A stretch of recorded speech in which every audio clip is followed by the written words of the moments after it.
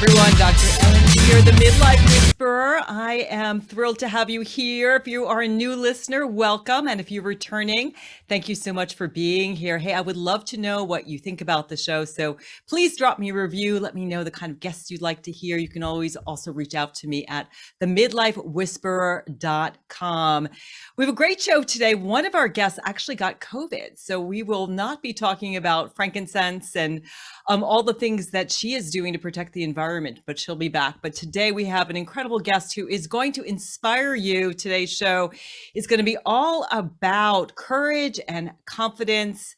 And you are really going to also learn about fierce self-compassion and how you can use these 3 C's, courage, confidence, and compassion, to really shine brighter, be bolder, and rock your midlife. But first, I want to talk a little bit about one of the things that women at midlife really struggle with, and that is anger.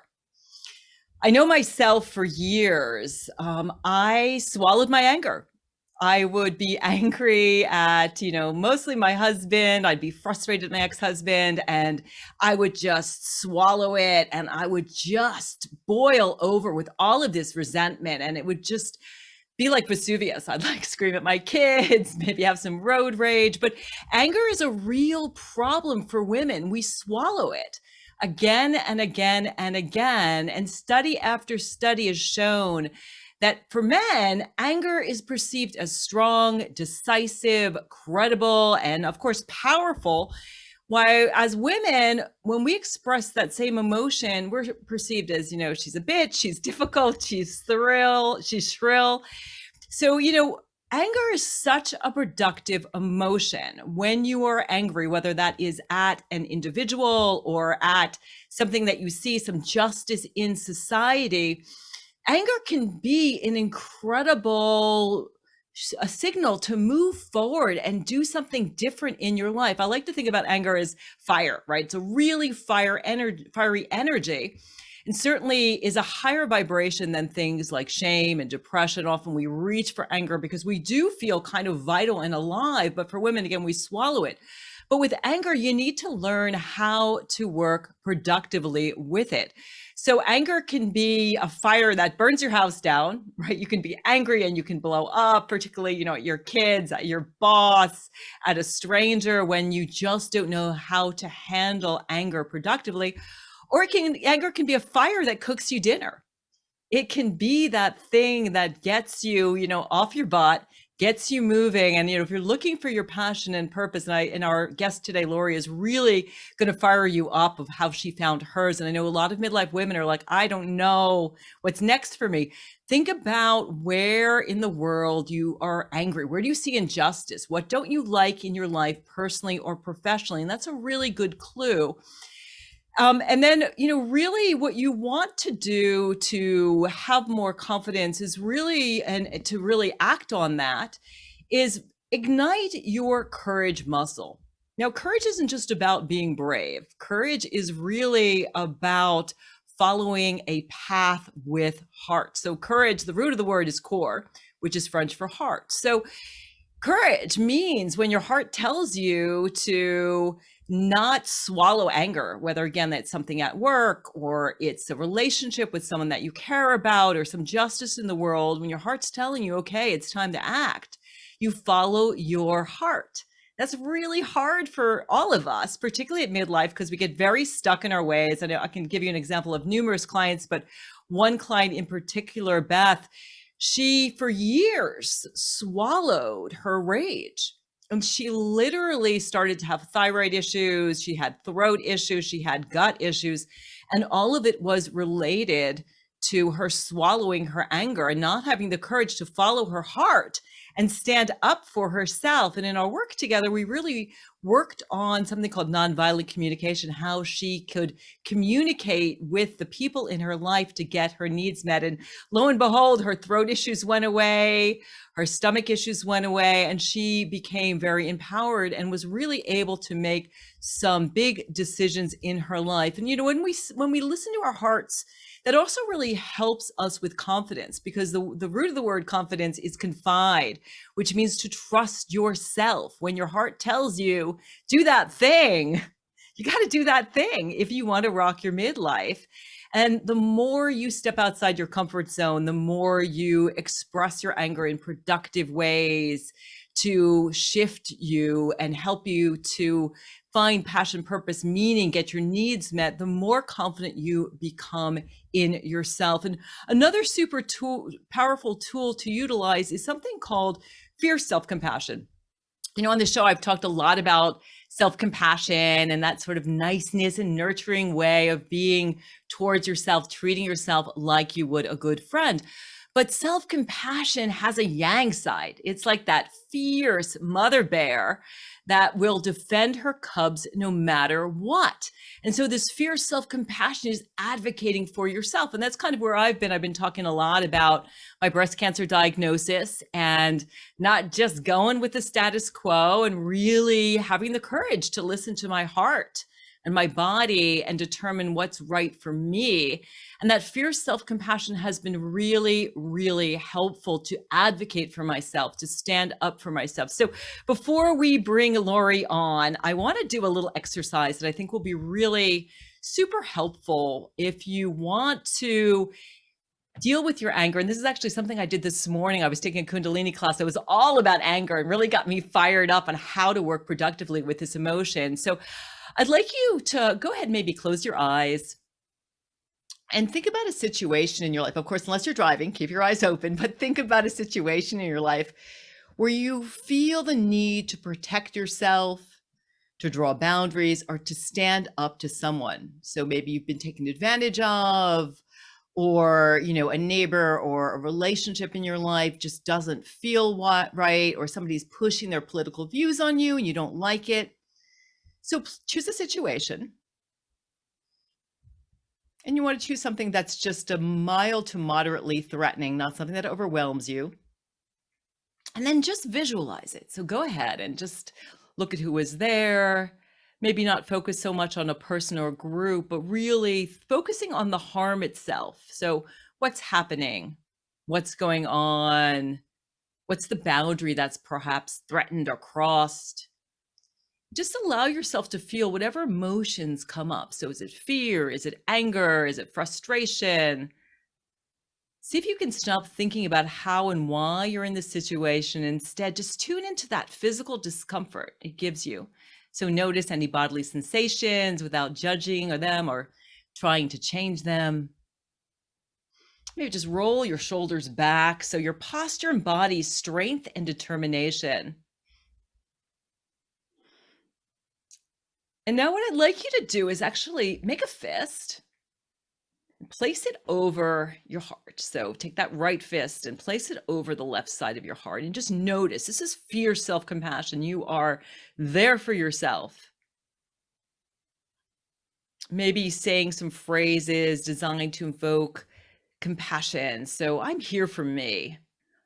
I'm ready to stand for myself, just to bring some mindfulness to what is happening. I see the truth of what's happening. That's mindfulness. And saying to yourself, this isn't okay. I shouldn't be treated this way. This is unfair. So just being there for yourself. And now maybe bringing a little softness. So taking your other hand and maybe just massaging that fist a little bit, just allowing a little bit of that anger to perhaps just giving yourself compassion for how much the anger, the frustration is painful. So you're offering yourself compassion in the face of this thing that's threatening you, that's making you angry. Just to know that this is normal. Sometimes people have difficulties. Anger is normal. There's nothing wrong with it. That's to help you connect with this element of common humanity and self-compassion. So I'm not alone. Other people experience this. And then maybe just opening that bottom hand, that right hand and the left hand, and just maybe making some gentle circles and just feeling the warmth of your hands against your chest. And just invoking that sense of, I'm here for me. I love and care about myself. It's going to be okay. Repeating some phrases that really help you to love and connect with yourself. Giving yourself permission to be that fierce mama bear. And when you're ready, you can go ahead and open your eyes. Just taking a moment just to come back to the space that you're in, noticing how you're feeling, and just know that you can return to this exercise anytime you want to really give yourself that fierce self-compassion when you are feeling angry or overwhelmed or frustrated with a situation. Rather than just swallowing it, you can process that anger and then maybe even asking yourself, okay, what's next to me? Next for me? What do I need to say? What do I need to do? So I hope that that has served you today. I know it's been working for me. I've been doing a lot of fierce self-compassion around things that I am facing. And now we're going to get inspired by our next guest. I first met Lori Ryder Jabbar, I think about the end of 2021. She invited me on her amazing show, which is called She's a 10 times 5. It is so fun. Whenever I listen to it, I really don't have to hold back the belly laughs. It is funny. It is so intelligent. It is so gutsy and has so much edge to it. So I'm so excited to welcome her on my program. And she's best known for her Ready, Fire, Aim personality. She was part of one of the earliest female graduating classes of the United States military at West Point. So this woman is a badass. After serving her country for 6 years in multiple locations in Germany, she decided to try her hand at something completely new and outside of her comfort by entering the world of entrepreneurship, centering around lifting others up. After starting and selling multiple companies, coupled with an epic startup fail, Lori decided to focus on being a mom and volunteer within her community. Leveraging the year of being home in 2020, Lori decided to launch a podcast with her friend Lisa, with its first episodes airing in January of 2021. She's a 10 times 5, strives to provide a voice and relatable topics, as well as inspire those women who want to live some of their best years after 40. Welcome to Rock Your Midlife, Lori. So awesome to have you here. Thank you, Ellen. It's good to see you and be here. I don't know how I follow up with that whole intro, though. I mean, actually, I'm really glad that I'm part of this episode and that you went down that anger topic, because I think it's on the tip of everyone's tongues. And I think we're all feeling a little bit of, how do we process? Yeah, it is important. And I think even asking that question rather than just swallowing it as women, of saying, I shouldn't be feeling this way. It's not ladylike and okay to feel it, but right. So we can all process it and then asking ourselves, what can I do about it? Yeah. Yeah. Yeah. We all have triggers and we all have things that get under our skin. I think you're absolutely right. We tend, especially as 10 times 5s, we kind of were trained to swallow it. And I think, there is a better way to process it. So thank you for that. I'm glad I was here. Yeah. Yeah. I think, we saw our moms, right? I know my mom was frustrated in her life. I mean, I'm kind of at the tail end of the baby boomers. I know you're Gen X, but we saw, right, the frustration that would happen, and women really are not taught to be badasses, but that's changing. Yeah, it is changing. Yeah. 100%.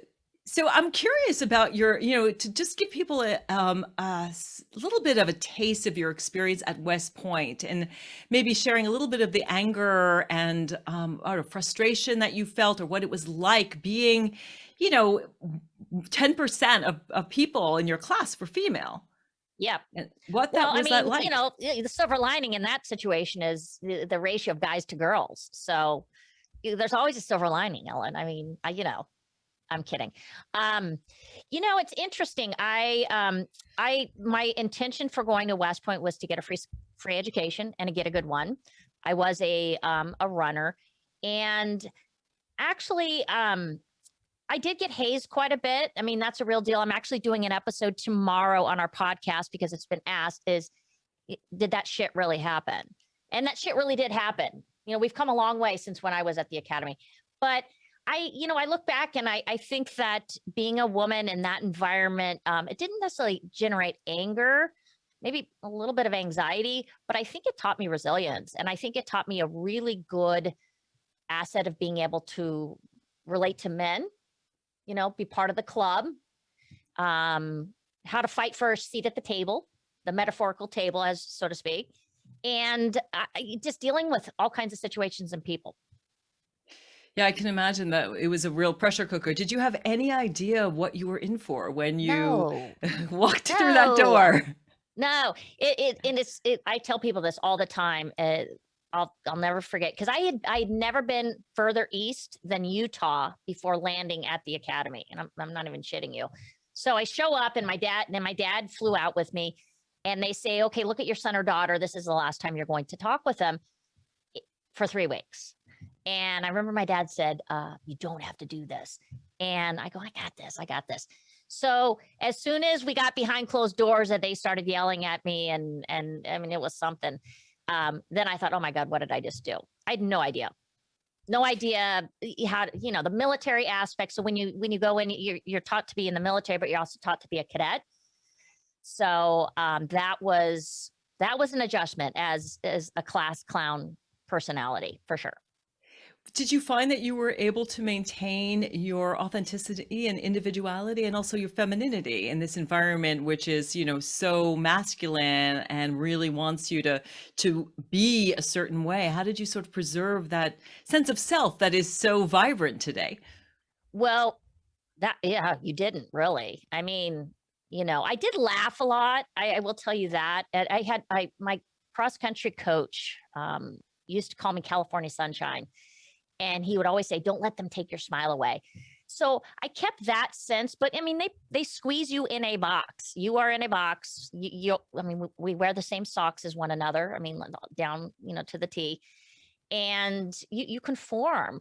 So I think it took me a long time after leaving not just the constructs of the academy, but also of the military to really shake back into kind of who I am. And now I tell people I had to be in a box for so long, and now I'm just going to be who I am and love it or leave it. Yeah, that's very cool. So it's kind of the contrast. So having tasted what it was like to have so much of your essence put in a box, or having to fit in this box, now you're like, damn it, I'm just going to be me. Yeah.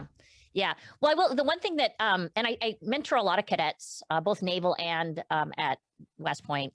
And I tell the female ones, I say, please don't try to be a man because it doesn't work. I mean, so I think I did fairly well in my lane and I didn't try to be a guy, and a lot of women I think feel the need that when they're in that kind of environment that they have to rise up to the good old boy club and, be one of the guys.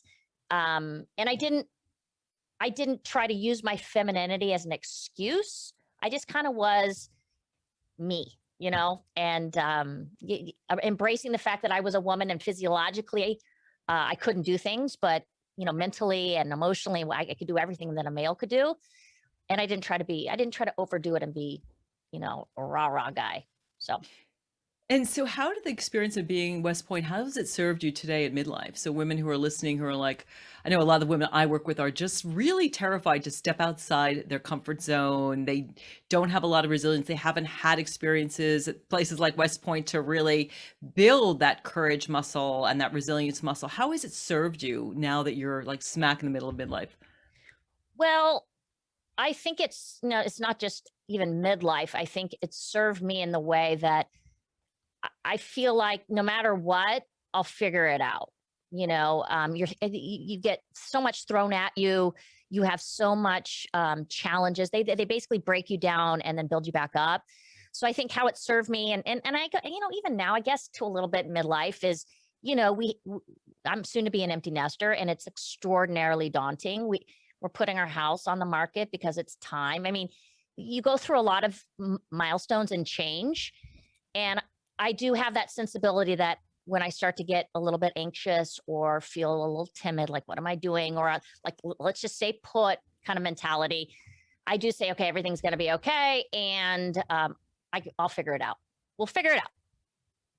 Yeah, it is. That's powerful. I find it's really helpful too, just to realize that everything is happening to you and really to focus on what's truly, truly important. So how are you handling empty nest? Any tips on how you are doing with that?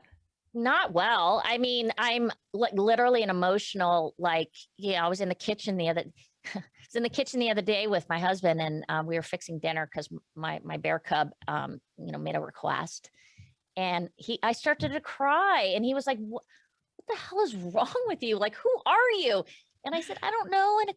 In like less than 6 weeks, we're not. What are we gonna do? It's going to be, what do you want for dinner? Like, instead of like, oh, we're going to make this because Sean is here or Connor's here." But I have to remind myself that he's in such a good spot. He's happy. And that's what you really want. You really want to see your kid thriving and happy. And he's going to be with his brother off at college. But it is a lot harder, Ellen, than I thought. And my counterpart on the podcast, she's in the same boat. She has already dropped off her daughter. And I think you just get a little bit more emotional. Yeah, but that's good, because I think Yeah. that behind that sort of all of that sadness is this deep love that you have, and knowing that phase of your life. But on the flip side, you've got this space. I've been down the empty nose. My kids are 25 and 21. So my youngest is he's at Northeastern, so it isn't exactly like a, freshman, sophomore, junior, senior, but I kind of love it. It's just nice to have more me time. Yeah. I'm sure I'll get there. Put me in Tuscany with a friggin' good bottle of wine. I don't Sean, who's Sean, But the one dynamic that I think we have as parents is we went through the 2 years of, the pandemic with these. So you learn to spend a lot of time in each other's space. And I think as a result of that, very different type of relationship that I have with my youngest versus the one that was already off at college, because we were forced to deal with one another for a long time. And because he was homeschooling and then we were locked in for a while, and the social side was kind of shut down. So that created a closeness and a different type of relationship. And that's what I think I'm going to miss. It's just the quiet. It's going to be a lot more quiet, and I won't have the heavy footsteps or the laughter, so. Yeah, it's hard to process it. I know when my mom, when my brother left, she would just go down to the basement and like play his records and just be so sad about it. And I think, our generation. Okay, that's creepy. I'm not going to do that. You're not going to No. go down and play his Spotify? Yeah, no, In fact, I don't even like to walk in his room. It's like it's a full-on man cave. I stay the hell out of that place. I'll close the doors and hope that someone is braver than I am when they come in to look at the house. But I think if people are struggling with emptiness, I find it's just so powerful to have that second act, to start working on that, and to know that we get a whole second adulthood. So we have this like first adulthood where we raise our kids and we're focused on our work, and then we have this whole other period between like 50 to 80s, 90s, where we can create something really awesome. So you've created this incredible podcast. Yeah. Tell us about how that came about. That's kind of your hot second act. Well, first, let me address something you said, because I think it's really important. Is identity and self-identity is, in my opinion, I've always really taken pride in knowing that I needed that in my life. Like, yes, I love my kids and they come first. Yes, I have a husband. Yes, I have friends and family, but I also have me. And so even though I'm struggling with the physical changes, the environmental changes, I really think that me possessing my own identity is what I'm most excited about, in trying new things and doing new things now for me that I've been putting off, maybe perhaps. So, and that leads us to the podcast. So I turned 50 in August of 2019, and it was a very, very hard birthday. I think we've talked about this. Very hard birthday. I don't know why, just mentally, I like, oh God, I'm a friggin' half century. This is not going to be good. So I started a little group test, like a chat called Fireside Chatters. And it basically was, the idea is that if you're sitting around a fire pit or in front of a fireplace with your good girlfriends, what are you really going to be talking about? It's probably going to be that your kid was an asshole today. Your husband's driving you nuts. You have this friendship issue, or you're struggling with this. It's not going to be the highlight reel we typically see people put out in the universe, right? Especially on social media. This little group chat thing, fast forward to 2020 and the pandemic, it went into overdrive. And I mean, we were there for one another. We were sharing recipes. We were laughing. We were crying, and it really kind of became an oasis, a virtual oasis of sisterhood. And so I was on a walk with one of, and the funny thing is, I called it the Fireside Chatters, and then it eventually evolved into the Salty Fireside Chatters, and then we became the Salties. And so I was with one of my Salties, and I'm like, when we get out of here, like this should be the new front nine and not the back nine. Like we got to do stuff with our lives. We're 50, this is our time now. And she said, you're right. And you should take what you've created here in this chat and bring it to a bigger platform. Voila. She's a 10 times 5. How did you come up with the name? I didn't. My counterpart Lisa did. And it's funny because I was like, oh, that, okay, great name. But people love that name, although Gina Davis does not like it, the actress. So she gave us feedback that she thought the connotation of being a 10 was toxic. So, but most people love it. And it's not about being a 10. None of us are ever friggin' 10s. I mean, most of the time we're lucky if we're teetering on 5 and 6, right? Some days, but the idea is that every day is a perfect effort. Every day you're putting your perfect self out there to the best of your abilities, and you're owning your shit. You're owning who you are. And to me, that's a 10, Yeah, I think it's a great attitude to have. And I think that whole attitude of just like your best days actually are in front of you. I mean, that's what I am finding now that I'm way beyond, I'm looking at the big 6-0 now. So I don't know if she's a 6 times 10. Yes, it is. Where I am at, but just, life's so, good. I have to wear shades sometimes. I think you get to this place where you're just walking through your life and, your story is unfolding and you realize that you have the power to write it, and coincidences, opportunities start happening. I'm wondering what kind of doors the podcast has opened for you and for Lisa. Well, first of all, we had no expectations when we started it. It was, kind of like, let's just jump and take a leap of faith, and it's taken off. I mean, we've been very blessed. I had no idea, Ellen, how many women out there really want to share their stories. I mean, we get like 10 plus guest requests a week from really accomplished women.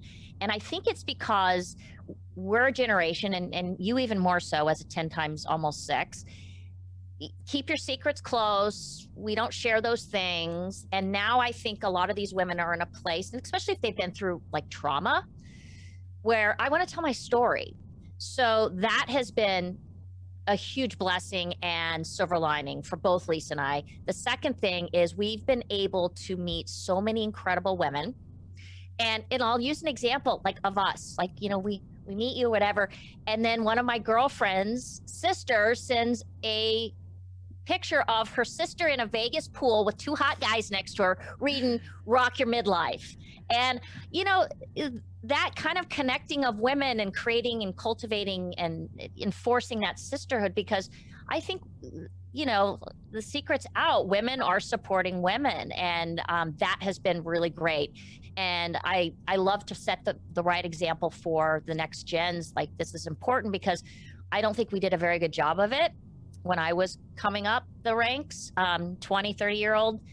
And I think now it's really important to set the stage for other women to, hey, we lock arms, and it's not me, it's not a one-off situation. If I do well, it doesn't take away from you. And then, for my kids, I have 2, boys, and I'm trying to set an example of, using your platform to make change and affect lives. And even at the littlest level, it's important.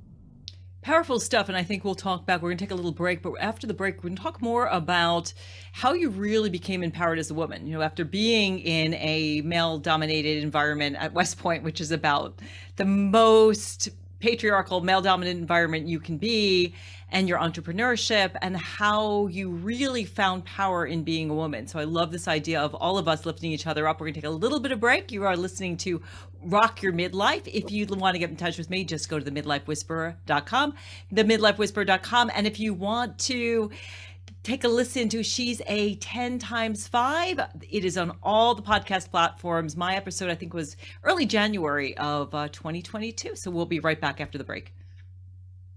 Welcome back, everyone. I want to let you know that the show is sponsored by the optimal.me for the midlifer who wants to feel younger, stay active, independent, and energetic without pain or injury, and feel confident that this phase of life is their best yet. I have been enjoying their integrated movement exercises. It's awesome. Whether you are a jock or you are just trying to get into fitness, there is a program just for you.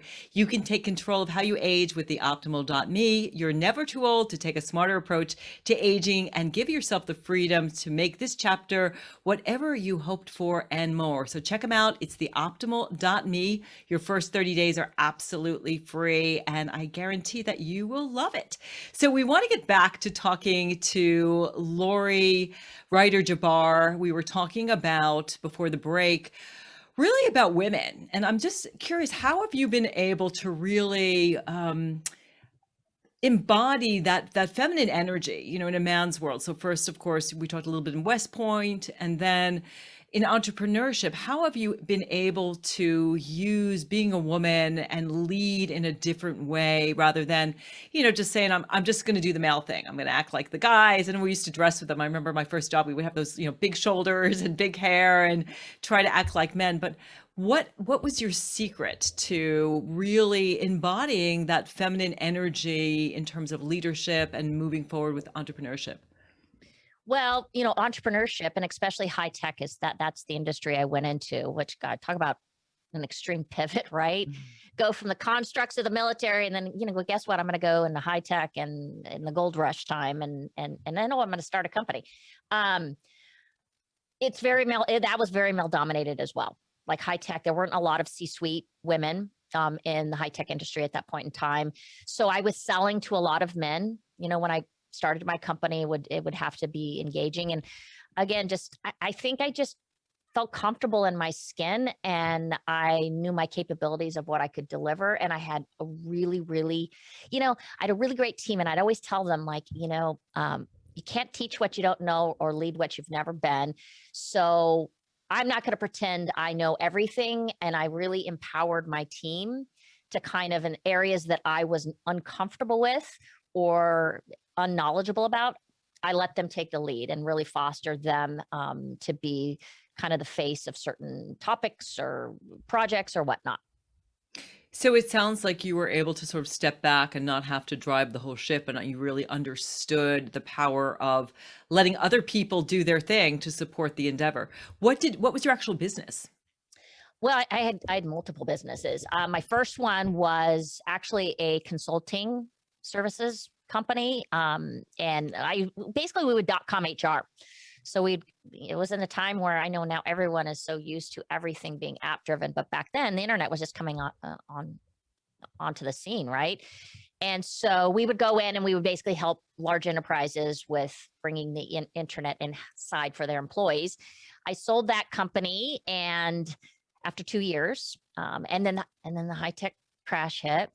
And then we actually relocated to San Diego. And so I kind of then got wrapped into a franchise company, and it was in the mommy me kind of gymnastic thing. And I was doing it with my kid, and I really loved the program. And I said, hey, we should take this global. Like, I had big ideas, and I'm like, yeah. So it was a mom and pop shop that basically we grew nationally and internationally. And then we sold that. And then I got wrapped up in another company, and it was a media company. And, we work with the likes of Nick Jr. and whatnot. And, I broke my code, which, Ellen, I always say, never invest or don't ever try to lead something that you have no clue about. And I had no clue about media and in all the facets. And that's the one that almost killed me. And that's the one that drove me into retirement, basically. So. And so what did you learn from your failure about that you had two successes and then the last one didn't work, besides the fact that don't go into an industry that you don't know too much about? Anything else that you learned from that company not working? Happiness. I was miserable with that company. I mean, when you're an entrepreneur, it's almost inevitable that some of your personal identity and ego get wrapped up in it, especially if you start it from the ground zero, if it's your idea and concept. So you never want to see it fail. So you become this passionate, like, and you never leave it there's no boundaries within your life. There's always something left to do. There's another thing, oh, another idea, whatnot. But I was extraordinarily unhappy because it was consuming so much of my time, so much of creating so much anxiety in my life, and it was impacting my kids. Like they could see it, even though they couldn't feel it with me. My energy was definitely off, like I was always somewhere else. And so I learned that nothing, no amount of money, no amount of success or, whatever, it was just not worth it. And walking away and saying, waving the white flag when your heart's not happy is a very hard thing to do, but very good. How did you have the courage to do that, to leave the work and move forward and figure out what would make you happy? Well, it was very hard because I had brought in outside investors, and some of which I had longstanding relationships with. And I wanted to make sure that I didn't let them down. So, I had to kind of, wait till the right moment. So fiscally, financially, I was able to personally take a loss, but they didn't. And, lucky for me, I was in a financial position where I could take the break because of, we'd been pretty prudent and pretty financially, stable for a while. So, not everyone can walk away with a loss, but I took a loss in many ways on that one. Well, nothing is worth happiness. I know Yeah. I've No had amount of so many money. clients, lawyers who've decided to be authors, corporate executives who've decided to like ditch the work that they're doing and go, walk the long trail for 6 months and figure it out. So if you're listening and you're unhappy, it's your heart is telling you like, this is totally not for me. Or if you're It's just stuck. I just had one of our guests, her name's Lauren Glassberg. She has been a news anchor for her entire career. And so she's kind of like me, an early 10 times 5. And she called me, and she's in downtown Manhattan, and she's on ABC Eyewitness. So it's a great, reputable brand of media. But it's like she's just stuck. Like I can do this for the next 10 years and not grow and not see any financial upside, and feeling, unappreciated because she'd been doing it for so long. And so, I said to her, now's the time, take the leap. If you've got an opportunity, just go for it, um, easier said than done, right? But yeah, I think we tend to feel that we're stuck. And just like I was saying earlier in the show, I've been in my home for 18 years, and this is the routine we've established, and now all of a sudden I'm turning it on its head, right? And a lot of times I think our inclination is just to kind of get in our bunkers, right, in our foxholes, and to stay put, even though there's opportunity and it seems chaotic, but it actually is going to be very rewarding for us, right? Yeah, well, that's just the way the brain works. So your brain isn't interested in you being happy and fulfilled and finding your passion and purpose. It just wants to stay safe. And things that are stepping outside of comfort zone, doing things differently, really get that fear brain active. So human beings are programmed not to grow. And I think I don't know, in some ways with women, stepping outside your comfort zone, especially at midlife, is so hard because we're so dug in, just doing the Hmm. same thing all the time and getting the same results and wondering why we're not joyful and we're not happy. So I'm curious, what are some of your, top 5 or so tips for women who are listening and want to have more confidence, want to live with more joy and be happier? What are your sort of top 5 ways to kind of kick yourself in the butt and get yourself out there doing something different, anything different, so that you're rocking your midlife? Well, I think first of all I would start with self-reflection and being really honest with yourself. And that is a very hard thing to do. Um, a lot of us have established relationships that are long-standing, but they're at a point where kind of shaking free of them is this time. It's the season's over for that relationship, but we hang on to it. So I would say start with self-reflection. Absolutely. I do it all the time, every morning with my cup of coffee. Everyone knows I'm outside with the birds chirping. Better not interrupt me. It's my time just to kind of take inventory of me. So do you And journal or just sit with your coffee and listen to the birds? every once in a while journal, because I know it's so powerful to actually write stuff down that you're feeling. I will do that when it's a very powerful thought or feeling, but I tend to just like let myself kind of, my mind and heart just kind of, reflect, right? And the other thing I would say is that, I think now's a time for us midlifers to really invest in the relationships that help us grow, whether it be a friend or a family member, because they're the ones that are going to, I always say the air you breathe in is the air you breathe out. And so when you're breathing really great, your vibrations with that person and you're investing in that relationship, they're going to push you and you're going to push them and to try new things and to do cool stuff and pick up a new hobby like pickleball.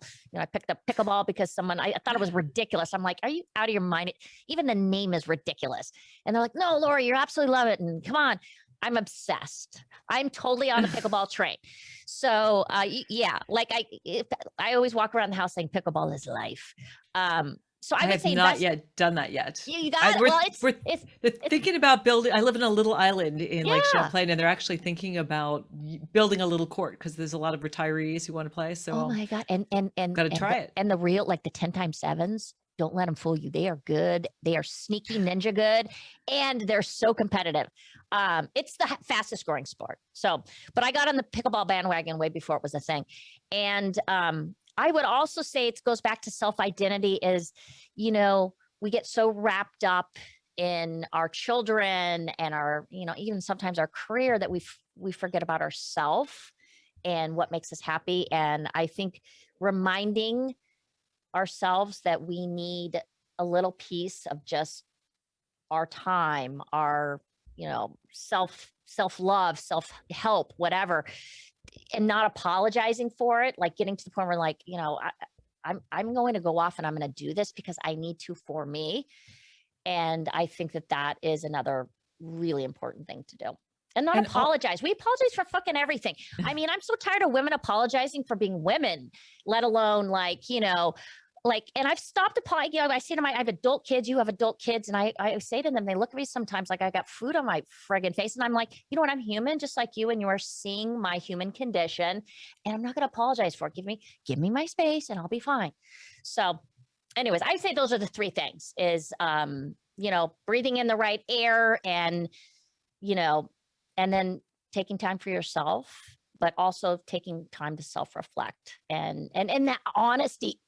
Honesty's become like a huge mantra for me because I feel like I lived so dishonestly for so many years. And I don't mean like telling big lies or whatever, but not being honest with the way I'm feeling, whether it's in a relationship or a situation with myself and then with my environment.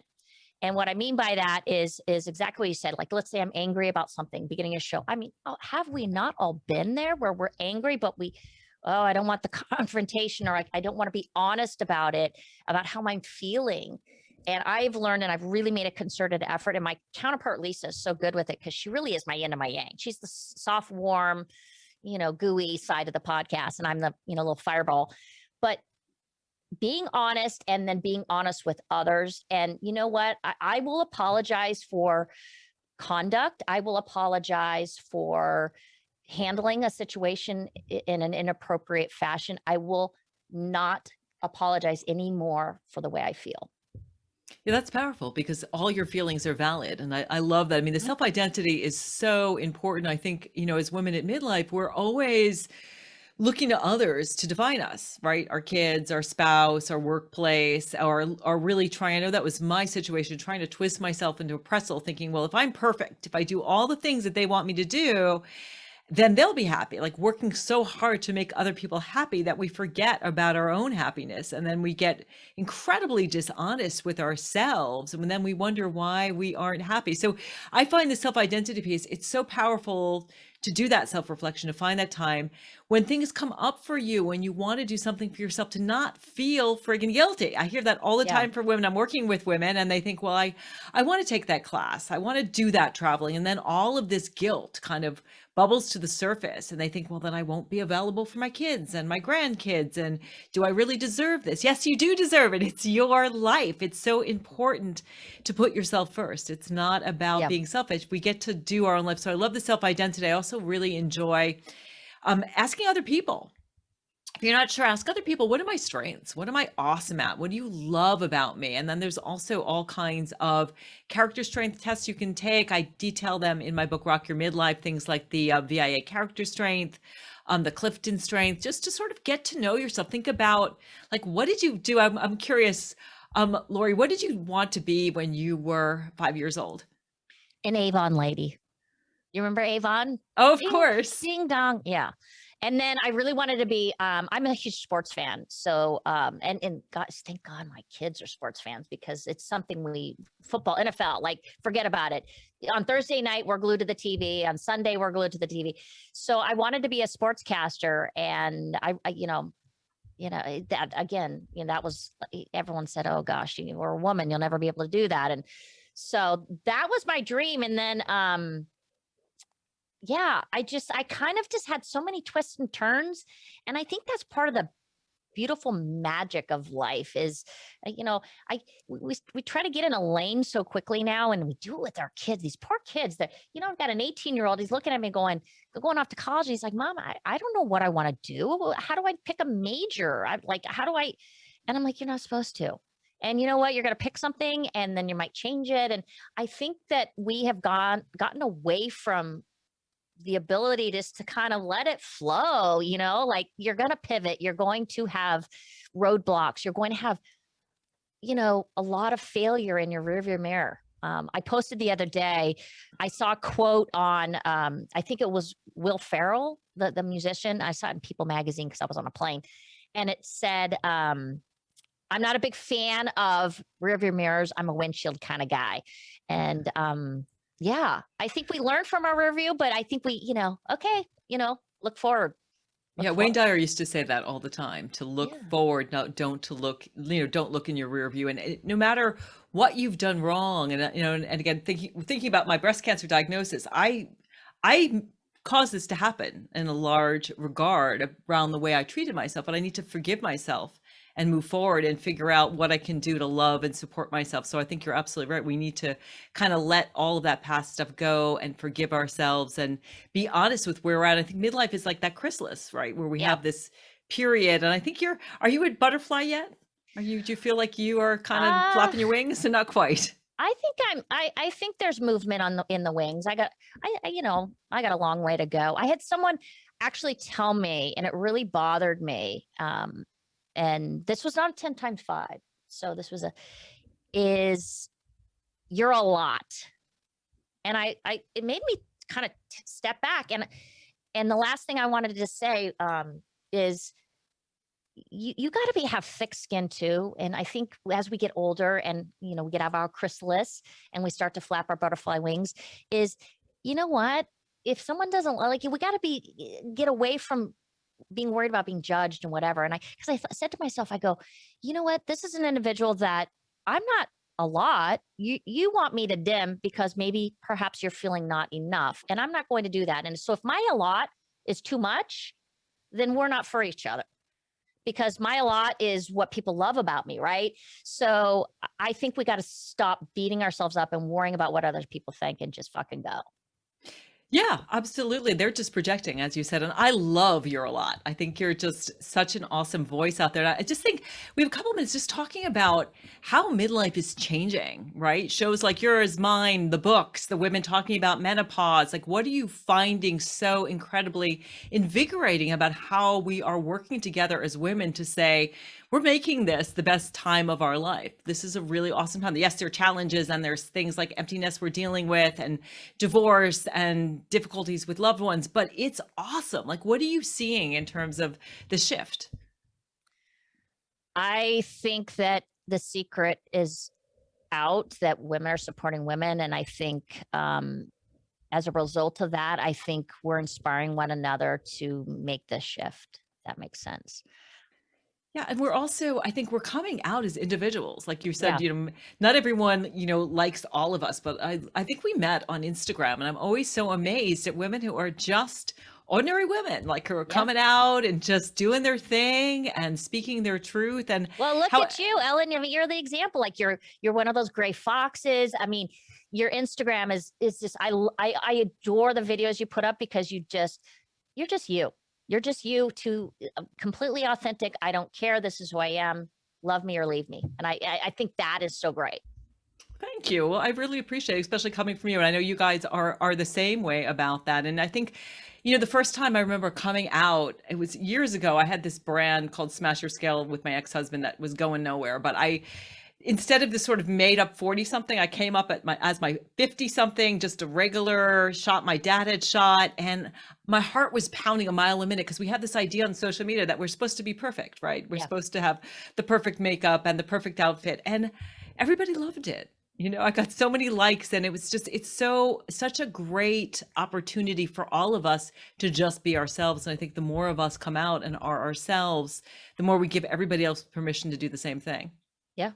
Amen, sister. Yeah, it's not a contest. So we only have a couple minutes. What has been your top one or two guests you've had on your show? For people Oh, listening, if they wow. want to get to know you guys, where should they start?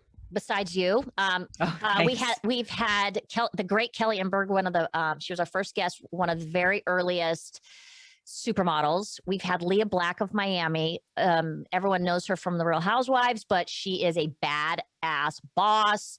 Lauren Glassberg, who I mentioned, we have had, I think 12 now best-selling authors, from wow. yourself to Sarah Schulten Krantz to Kara Brookins.